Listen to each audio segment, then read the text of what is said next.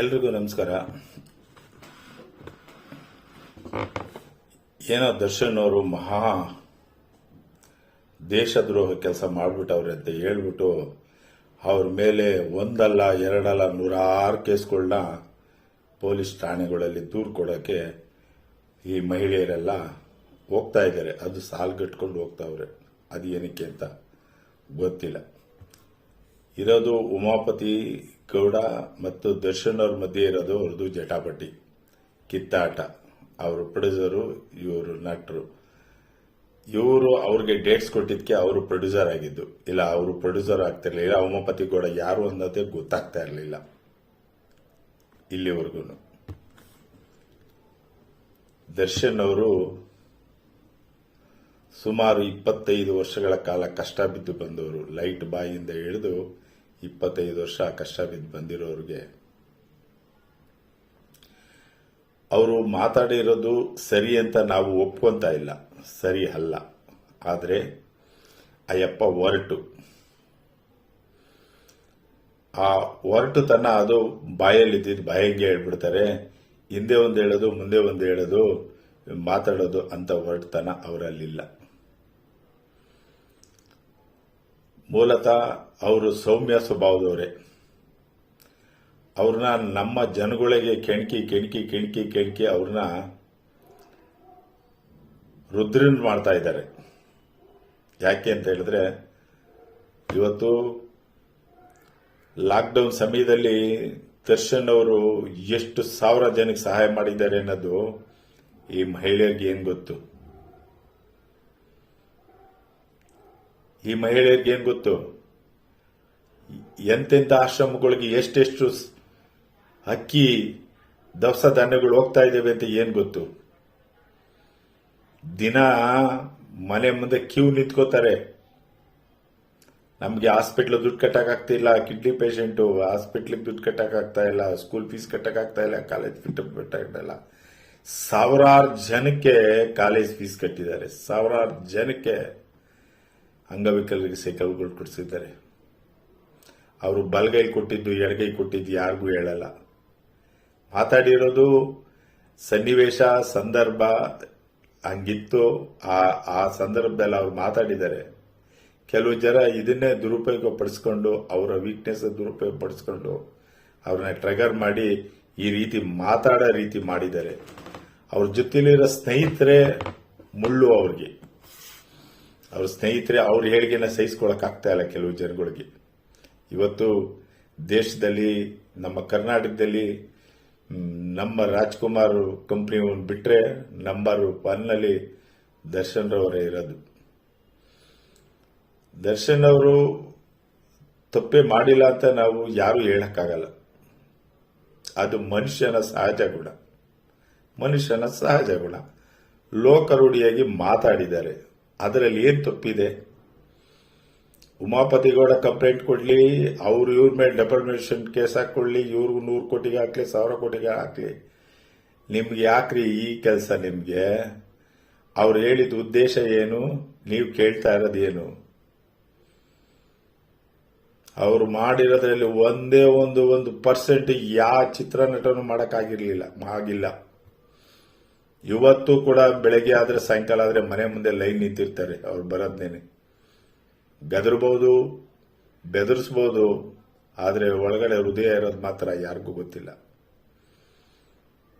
ಅವ್ರ ತಂದೆ ಹೆಂಗೆ 25-30 ವರ್ಷ ಚಿತ್ರರಂಗ ಹಾಳಿದ್ರೋ ಆ ರೀತಿನೇ ಇವರು ಆಳ್ತಾ ಇದ್ದಾರೆ.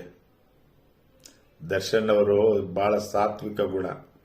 ಅವ್ರಿಗೆ ಅವ್ರ ಜೊತೆಲಿರೋರು ಅವ್ರನ್ನ ಕರ್ಕೊಂಡೋಗಿ ಹಾಳು ಮಾಡ್ತಾ ಇದ್ದಾರೆ ಅಷ್ಟೇ. ಅವ್ರನ್ನ ಜೊತೆಲಿರೋರು ಅವ್ರ ಇಮೇಜ್ನ ಹಾಳು ಮಾಡ್ತಾ ಇದ್ದಾರೆ.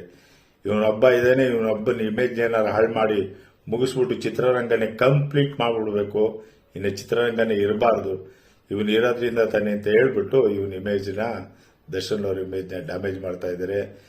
ಏನು ಮಾಡಿದ್ರು ಕರ್ನಾಟಕದಲ್ಲಿ ದರ್ಶನ್ ಅವ್ರ ಇಮೇಜ್ನ ಕಡಿಮೆ ಮಾಡಕ್ ಆಗೋದಿಲ್ಲ. ಸಾರಥಿ ಅಂತ ಪಿಕ್ಚರ್ನಲ್ಲಿ ತನ್ನ ಗಂಡ ಹೆಂಡತಿಗೆ ಜಗಳ ಆದಾಗ ಜೈಲಲ್ಲಿದ್ದಾಗಲೇ ಅವತ್ತೇನೆ 100 ದಿನ 200 ದಿನ ಓಡ್ತು ಸಾರಥಿ ಪಿಕ್ಚರ್. ಇನ್ನು ಇವಾಗ ಕೇಳಬೇಕಾ? ಅವ್ರಿಗೆ ಅಭಿಮಾನಿಗಳು ಲಕ್ಷಾಂತರ ಜನ ಇದ್ದಾರೆ, ಕೋಟ್ಯಾಂತರ ಜನ ಇದ್ದಾರೆ. ಎಲ್ಲ ಸಹಾಯ ಪಡ್ಕೊಂಡಿರೋ ಅಭಿಮಾನಿಗಳೇ ಇರೋದು, ಹೃದಯ ಕೊಡುವಂತ ಅಭಿಮಾನಿಗಳೇ ಇರೋದು, ಪ್ರಾಣ ಕೊಡುವಂತ ಅಭಿಮಾನಿಗಳೇ ಇರೋದು. ಯಾರೋ 4 ಜನನ ಸೇರಿಸ್ಕೊಂಡು ನೀವು ಹೋಗಿ ಕಂಪ್ಲೇಂಟ್ ಕೊಟ್ಬಿಟ್ಟು ಅವ್ರು ಎದುರಿಸೋದು ಬೆದರಿಸೋದು, ಅವ್ರಿಗೆ ಇದು ಮಾಡ್ತೀವಿ ಅಂತ ಹೇಳಿದ್ರೆ ಏನೂ ಆಗಲ್ಲ, ಏನೂ ಆಗಲ್ಲ. ಅವ್ನೇನು ಮಾಡ್ಕೊಳಕ್ಕೂ ಆಗಲ್ಲ. ಅವ್ರ ಮುಂದೆ ಧರಣಿ ಹೋಗಿ ಕುತ್ಕೊಂಡ್ರು ಏನು ಮಾಡ್ಕೊಳಕ್ಕಾಗಲ್ಲ. ಅವರು ಒಂಥರ ಒಳ್ಳೆಯವ್ರುಗಳವರು, ಕೆಟ್ಟವರು. ಏನಾಗ್ಬಿಡ್ತದೆ ಪ್ರಪಂಚದಲ್ಲಿ? ಯಾರು ತಪ್ಪೇ ಮಾಡಿಲ್ವಾ? ಆಯ್ತಪ್ಪ, ನೀವೆಲ್ಲ ಇಷ್ಟೊಂದೆಲ್ಲ ಹೆಂಗಸರುಗಳು ಏನು ಬೊಬ್ಬೆ ಹೊಡಿತಾ ಇದ್ದೀರಲ್ಲ, ಎಷ್ಟು ಜನಕ್ಕೆ ನ್ಯಾಯ ಕೊಡಿಸಿದ್ದೀರಾ ನೀವು? ಎಷ್ಟು ಜನ ದೌರ್ಜನ್ಯಕ್ಕೆ ಒಳಗಾಗವ್ರೆ? ಎಷ್ಟು ಜನ ವರದಕ್ಷಿಣೆ ಒಳಗಾಗವ್ರೆ? ಎಷ್ಟು ಜನ ಗಂಡ ಬಿಟ್ಟವ್ರೆ? ಹೋಗಿ ನ್ಯಾಯಾಲಯಗಳಲ್ಲಿ ಹೋಗಿ ಸರಿಪಡಿಸಿ ನೋಡೋಣ. ನಿಮ್ಗೆ ಯಾಕ್ರಿ ಈ ಉಸಾಬರಿ? ಹೋಗಿ ನಿಮ್ಮ ಗಂಡ ಮಕ್ಕಳನ್ನ ಮನೆಯಲ್ಲಿ ಇರೋದು ಏನಾಯ್ತೋ ನೋಡ್ಕೊಂಡು ಇರೋಗ್ರಿ. ಹೋಗಿ ಇವ್ರ ಮೇಲೆ ಇಲ್ಲ ಸಲ್ಲದ ಆರೋಪ ಮಾಡಿ ಕಂಪ್ಲೇಂಟ್ ಕೊಟ್ರೆ ಏನು ಪ್ರಯೋಜನ ಇಲ್ಲ. ಯಾವನೋ ಹೇಳ್ತಾನೆ ಅಂತ ಹೇಳ್ಬಿಟ್ಟು ಅವನ ಪರವಾಗಿ ಒಂದಷ್ಟು ಜೈಕಾರ ಕೂತ್ಕೊಂಡು ಹೋಗ್ತಾ ಇದ್ದೀರಲ್ಲ, ನಿಮ್ಗೇನು ಹೇಳಬೇಕು? ಇವತ್ತು ಕೂಡ ದರ್ಶನ್ ಅವರು ಪ್ರತಿದಿನ ಅವ್ರ ಮನೆ ಮುಂದೆ ಕ್ಯೂ ನಿಂತ್ಕೋತಾರೆ. ಅವ್ರ ದಾನ ಧರ್ಮ ಯಾವನ್ ಕೈಲೂ ಮಾಡೋಕ್ಕಾಗಲ್ಲ. ಎಷ್ಟು ಜನ ಕೋಟಿ ಜನ ಸಂಪಾದನೆ ಮಾಡ್ಕೊಂಡವ್ರು, ಅಷ್ಟೇ ಕೋಟ್ಯಾಂತರ ರೂಪಾಯಿ ದುಡ್ಡು ಖರ್ಚು ಮಾಡ್ತಾರ ಅವರು. ವರ್ಷಕ್ಕೆ 1 ಕೋಟಿ ಪಿಕ್ಚರ್ ಇದು ಬಂದ್ರು, ಲಾಭ ಬಂದ್ರು ಅಷ್ಟು ದುಡ್ಡು ಖರ್ಚು ಮಾಡೋರು ಅವರು. ಅವ್ರಿಗೆ ತೇವಲ ಐತೆ, ಅವ್ರು ತೀರ್ಸ್ಕೊತಾರೆ. ನಿಮ್ಗೆ ಯಾಕ್ರಿ ಅದು? ಅವ್ರ ತೇವಲ ಅವ್ರು ತೀರ್ಸ್ಕೊತಾರೆ. ಅವ್ರು ಇದ್ದಂಗೆ ಹೇಳವ್ರೆ, ಎದಲ್ಲಿ ಇಟ್ಕೊಂಡು ಹೇಳಕ್ ಹೋಗಿಲ್ಲ. ಕೆಲವು ಜನ 4 ಗೋಡೆ ಮಧ್ಯೆ ನಡೆಯೋದನ್ನ ಹೊರಗಡೆ ಹೇಳಲ್ಲ, ಅವ್ರು ಹೇಳ್ಕೊಂಡಿದ್ದಾರೆ. ಯಾರು ಯಾವ ಚಿತ್ರ ನಟರು ಮಾಡೇ ಇಲ್ವಾ? ಯಾವ MLAಗಳು ಮಾಡೇ ಇಲ್ವಾ? ರಮೇಶ್ ಜಾರಕಿಹೊಳಿಗೆ ಏನ್ ಮಾಡಿದ್ರಿ ನೀವೆಲ್ಲ ಮಹಿಳಾ ಮಣಿಗಳು? ಅವಳಿಗೆ ಅಷ್ಟೊಂದು ಇದು ಮಾಡ್ತಲ್ಲ ರಮೇಶ್ ಜಾರಕಿಹೊಳಿ ಅವ್ರಿಗೆ ಏನ್ ಮಾಡಕ್ಕಾಯ್ತು ನಿಮ್ ಕೈಲಿ? ಏನು ಬೊಬ್ಬೆ ಹೊಡೆದಿದೆ, ಏನು ನೋಡ ಕಿತ್ಕೊಳಕ್ಕಾಗಲ್ಲ ದರ್ಶನ್ ಅವ್ರದವ್ರನ್ನ. ದರ್ಶನ್ ಸಾರ್, ಭಯ ಬೀಳ್ಬೇಡಿ ಸಾರ್. ನಿಮ್ಮ ಹಿಂದೆ ನಿಮ್ ಸೈನ್ಯನೇ ಇದೆ. ಧೈರ್ಯವಾಗಿರಿ ಸಾರ್, ಎದೆಗುಂದಬೇಡಿ, ಧೈರ್ಯವಾಗಿರಿ. ನಿಮ್ಮ ಹಿಂದೆ ಲಕ್ಷಾಂತರ ಕೋಟ್ಯಾಂತರ ಜನ ನಿಮಗೆ ಪ್ರಾಣ ಕೊಡಕ್ಕೆ ರೆಡಿ ಇದ್ದಾರೆ. ಧೈರ್ಯವಾಗಿ ಫೇಸ್ ಮಾಡಿ. ಎಲ್ಲ ಒಳ್ಳೆ ಕೆಲಸ ಮಾಡೋರಿಗೆಲ್ಲ ಇಂಥ ವಿದ್ಯೆ ಸಾರ್. ಕಲಿಯುಗದಲ್ಲೂ ಇದೆ, ತ್ರೇತಾಯುಗದಲ್ಲೂ ಇದೆ, ಎಲ್ಲ ಯುಗದಲ್ಲೂ ಇದೆ. ರಾಮಾಯಣ ಮಹಾಭಾರತದಲ್ಲೂ ಬಿಡಲಿಲ್ಲ, ಎಲ್ಲ ಕಡೆ ಇದೆ. ಇದನ್ನೆಲ್ಲ ಫೇಸ್ ಮಾಡಿ ನೀವು ಯಾವತ್ತು ಮುಂದೆ ಬರ್ತೀರಾ ಅವತ್ತೇ ನಿಜವಾದ ಗಂಡು ನೀವು. ಏನು ಆಗಲ್ಲ. 100 ಜನ ಒಬ್ಬ ನಿರ್ಮಾಪಕ ಹೋದ್ರೆ 100 ಜನ ನಿರ್ಮಾಪಕರು ಉಟ್ಕೊಂತಾರೆ. ನೀವು ಡೇಟ್ ಕೊಟ್ಟು ಅವ್ರಿಗೆ ನಿರ್ಮಾಪಕರು ಮಾಡಿ ಕೋಟ್ಯಾಂತರ ರೂಪಾಯಿ ಲಾಭ ಮಾಡ್ಕೊಡ್ಲಿಕ್ಕೆ ಇವತ್ತು ನಿರ್ಮಾಪಕರು ಅಂತ ಗುರುತಿಸ್ಕೊಂಡಿದ್ದು. ನೀವು ಡೇಟೇ ಕೊಡ್ಲಿಲ್ಲ ಅಂದ್ರೆ ಅವ್ರನ್ನ ಯಾರು ಗುರುತಿಸ್ಕೊತಾ ಇದ್ರು? ಉಮಾಪತಿ ಗೌಡನ್ನ. ಅದೇ ಆ ಬೊಮ್ಮನಹಳ್ಳಿ ಕ್ಷೇತ್ರದಲ್ಲಿ ಆ ಕಡೆ ಈ ಕಡೆ ಅವ್ರು ನೋಡ್ಕೋಬೇಕಾಗಿತ್ತು. ದಯವಿಟ್ಟು ಈಗಲೂ ಹೇಳ್ತೀನಿ, ಕರ್ನಾಟಕದ ಜನಗಳಿಗೆ ಬಿಟ್ಬಿಡಿ. ಅವ್ರ ಪಾಡ್ಗೆ ಅವ್ರು ಸರಿ ಮಾಡ್ಕೊಂತಾರೆ. ಇವತ್ತು ಕಿತ್ತಾಡ್ತಾರೆ, ನಾಳೆ ಒಂದಾಗ್ತಾರೆ. ಉಮಾಪತಿ ಗೌಡನು ಅಷ್ಟೇನೆ, ಇವರು ಅಷ್ಟೇನೆ. ಏನೋ ಕೆಟ್ಟಗಳಿಗೆ ಆಗೋಗ್ಬಿಟ್ಟಿದೆ, ಕೆಟ್ಟ ವಿಷಯಗಳಿಗೆ. ಅದ್ಯಾವ ಟೈಮ್ನಲ್ಲಿ ಶ್ರೀರಂಗಪಟ್ಟಣದಲ್ಲಿ ಸ್ಟೇಜ್ ಹಾಕಿದ್ರು, ಅದ್ಯಾವ ಟೈಮ್ನಲ್ಲಿ ಅಲ್ಲಿ ಭಾಷಣ ಮಾಡಿದ್ರು, ಅದ್ಯಾವ ಟೈಮ್ನಲ್ಲಿ ಜನ ಸೇರಿಸಿದ್ರು, ಅದೇನು ಗ್ರಹಚಾರ ಕಾದಿತ್ತೋ ಪಾಪ ದರ್ಶನ್ ಅವ್ರಿಗೆ. ಇದು ಈ ರೀತಿ ಉಲ್ಟಾ ಹೊಡೆದೈತೆ. ಇದಕ್ಕೆಲ್ಲ ಕಾರಣಕರ್ತರು ಅವ್ರ ಜೊತೆಲಿರೋರು ತುಂಬಾ ಜನ ಇದ್ದಾರೆ. ಕೇಡಿಗಳು, ಮನೆ ಹಾಳರು. ಇವ್ರನ್ನ ಇಮೇಜ್ ಡ್ಯಾಮೇಜ್ ಮಾಡಬೇಕು ಅಂದ್ಬಿಟ್ಟೆ ಕಾಯ್ತಾ ಇದ್ದಾರೆ ಕೆಲವು ಜನ, ಎಲ್ಲಾರ್ಗೂ ಅಲ್ಲ. ಅವ್ರನ್ನ ನೀವೇ ದೂರ ಇಡೋದು ಒಳ್ಳೇದು. ಈಗಲೇ ದೂರ ಇಟ್ಬಿಡಿ, ಒಳ್ಳೇದು. ನೀವೆಲ್ಲಿ ನಂಬರ್ 1 ಆಗ್ಬಿಡ್ತಿರೋ ಇಡೀ ದೇಶದಲ್ಲಿ ಅಂದ್ಬಿಟ್ಟು ಬೇರೆ ನಟರುಗಳೆಲ್ಲ ಚೂ ಬಿಡ್ತಾವ್ರೆ. ಅವ್ರ ಬಗ್ಗೆನೂ ಹುಷಾರಾಗಿರಿ ನೀವು. ನಿಮ್ಮ ಹಿಂದೆ ಸೈನ್ಯ ಇದೆ ಸಾರ್, ಧೈರ್ಯವಾಗಿರಿ. ದರ್ಶನ್ ಅವರೇ, ಎದೆಗುಂದಬೇಡಿ.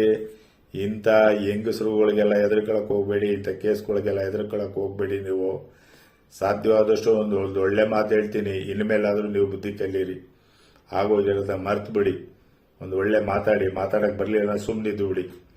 ಸುಮ್ಮನೆ ನೀವೇನೋ ನೋಡಿ ಆವಾಗ ನಿಮ್ಮ ಫ್ಯಾಮಿಲಿ ಮ್ಯಾಟ್ರಲ್ಲಿ ಹೋಗಿ ಸುಖ ಸುಮ್ಮನೆ ಜೈಲಲ್ಲಿ ಹೋದ್ರಿ, ಅಲ್ಲಿಂದ ಬಂದ್ರಿ, ಮತ್ತೆ ಅದ್ಯಾವುದೋ ಪತ್ರಿಕಾ ಮಾಧ್ಯಮದವ್ರ ಮೇಲೆ ಹರಿಯಾಯ್ದ್ರಿ. ಅವ್ರು 2 ವರ್ಷ ನಿಮ್ಮ ಮೇಲೆ ಹಾಗೆ ಸಾಧಿಸಿದ್ರು. ಯಾಕೆ ಸರ್ ಎಲ್ಲ ಮೈ ಮೇಲೆ ಹೇಳ್ಕೊತೀರ ನೀವು? ಬಿಟ್ಬಿಡಿ ಸರ್, ನಿಮ್ಮ ಪಾಡಿಗೆ ಬೇರೆ ಬೇರೆ ಫಿಲ್ಮ್ ನಟರುಗಳಿಲ್ವ ಸರ್? ಹಂಗಿದ್ದು ಬಿಡಿ ಸರ್. ನೀವು ನಿಮ್ಮ ಪ್ರಾಣ ಕೊಡಕ್ಕೆ ಲಕ್ಷಾಂತರ ಜನ ಅವರೇ. ದಯವಿಟ್ಟು ಕೈ ಮುಗಿತೀನಿ ಸರ್, ನಾನು ವಯಸ್ಸಾಗಿರೋನು ಹೇಳ್ತಾ ಇದ್ದೀನಿ ನಿಮಗೆ. ಬಿಟ್ಬಿಡಿ ಸರ್, ಇಂಥವನ್ನೆಲ್ಲ ಈ ತರ ಇದನ್ನೆಲ್ಲ ಬಿಟ್ಬಿಡಿ ಸರ್. ನೀವು ಹೇಳೋದು ನಿಮಗೆ ಸರಿ ಇದೆ ಸರ್, ಒಳಗಡೆಯಿಂದ ಏನು ಇಟ್ಕೊಳ್ಳಲ್ಲ ಸರ್, ಹೊರಗಡೆ ಹೇಳ್ತೀರಿ ಲೋಕರೂಢಿಯಾಗಿ. ಅದು ಜನಗಳಿಗೆ ಅದು ಇಷ್ಟ ಆಗಲ್ಲ ಸರ್, ಅಷ್ಟೇ ಸರ್, ಬೇರೆ ಇನ್ನೇನು ಆಗಿಲ್ಲ. ಅದರಿಂದ ಇಷ್ಟ ಎಲ್ಲ ರಂಪ ಮಾಡ್ಕೊಂಡಿರೋದು. ಏನಾದ್ರು ಕರೆದುಬಿಟ್ಟು ಕ್ಷಮೆ ಯಾಚಿಸಿ ಕರ್ನಾಟಕ ಜನಕ್ಕೆ ಒಂದ್ಸಲಿ ಸ್ಟೇಟ್ಮೆಂಟ್ ಕೊಟ್ಟುಬಿಡಿ. ಒಂದು ಮೀಡಿಯಾದವ್ರು ಕರೆದು ಆಗಿದಪ್ಪ, ಏನೋ ಕೆಟ್ಟಗಳಿಗೆ ಆಗೋಯ್ತು, ನಾನು ಮಾತಾಡಿರೋದು ನಿಜ, ಇನ್ನೊಂದ್ಸಲಿ ನಾನು ಮಾತಾಡಕ್ಕೆ ಹೋಗಲ್ಲ, ಆಗೋಗಿದೆ ಅಂದ್ಬಿಟ್ಟು ಎಲ್ರಿಗೂ ಒಂದು ಕ್ಷಮೆ ಕೇಳ್ಬಿಡಿ. ಕರ್ನಾಟಕದ ಜನಗಳಿಗೆ ಬಗೆಹರಿದು ಬಿಡ್ತದೆ. ಯಾಕೆ ಸರ್ ಸುಮ್ಮನೆ ಮೈ ಮೇಲೆ ಎಳ್ಕೊಂಡು ನಿಮ್ಮ ಇಮೇಜ್ನ ಸುಮ್ಮನೆ ಡ್ಯಾಮೇಜ್ ಮಾಡ್ಕೊತೀರ ಸರ್? ಇನ್ನು ನಿಮ್ಮನ್ನು ನಂಬಿರೋ ನಿರ್ಮಾಪಕರುಗಳು ಕೋಟ್ಯಾಂತರ ಜನ ಅವರೇ ಸರ್. ನಿಮ್ಮ ನಂಬಿರೋ ನಿರ್ಮಾಪಕರು ಕೋಟ್ಯಾಂತರ ಜನ ಅವರೇ, ಬಂಡವಾಳ ಹೂಡಕ್ಕೆ ಬೇಜಾನ್ ಜನ ಅವರೇ ಸರ್. ಉಳಿಸ್ಕೊಳ್ಳಿ ಸರ್ ಅದನ್ನ, ಸಾಕು. ಇಷ್ಟು ವರ್ಷ ನೀವು ದಾನ ಧರ್ಮ ಎಲ್ಲ ಮಾಡಿದಿರಿ, ಎಲ್ಲದನ್ನು ನೋಡಿದಿರಿ ನೀವು. ಕಷ್ಟ ಸುಖ ಐಷಾರಾಮಿ ಜೀವನ ಎಲ್ಲದೂ ನೋಡಿದಿರಿ. ಮತ್ತೆ ಈ ವಯಸ್ಸಿನಲ್ಲಿ, ಈ 47 ವಯಸ್ಸಿನಲ್ಲಿ ಮತ್ತೆ ಯಾಕೆ ಸರ್ ಏನೇನೋ ಕಾಂಟ್ರವರ್ಸಿ ಮಾಡ್ಕೊತೀರಾ? ಬಿಟ್ಟುಬಿಡಿ ಸರ್. ನಿಮ್ದು ಏನಿತ್ತು 4 ಗೋಡೆ ಮಧ್ಯೆಗಳಿಗೆ ಬಗೆಹರಿಸ್ಕೊಳ್ಳಿ ಸರ್. ಈ ಸೆಂಟ್ರ್ ಪಾರ್ಟಿಗಳನ್ನೆಲ್ಲ ಸೇರಿಸ್ಕೊಂಬೇಡಿ ಸರ್.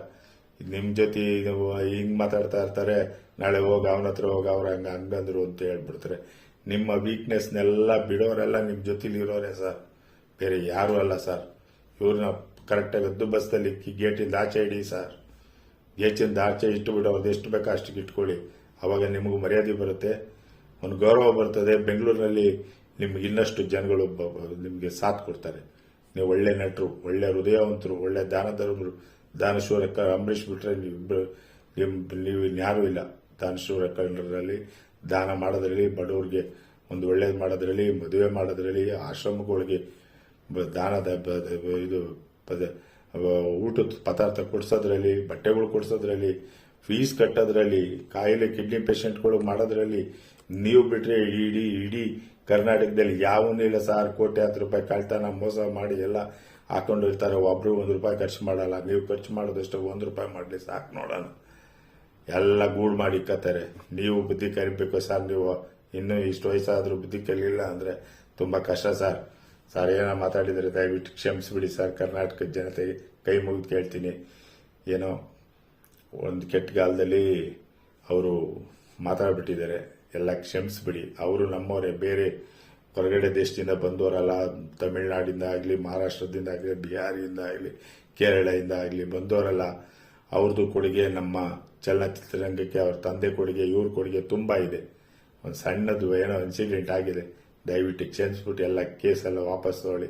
ನಿಮಗೂ ಒಳ್ಳೇದಾಗುತ್ತೆ. ಯಾರ ಮಾತು ಕೇಳಿಕೊಂಡು ನೀವು ಕೇಸೆಲ್ಲ ನಡ್ಸಕ್ಕೆ ಹೋಯ್ತು ಅಂದರೆ, ಕೋರ್ಟು ಕಚೇರಿ ಅಲಿಬೇಕು ಅಂದರೆ ನಿಮಗೂ ತೊಂದರೆ ಆಗುತ್ತೆ.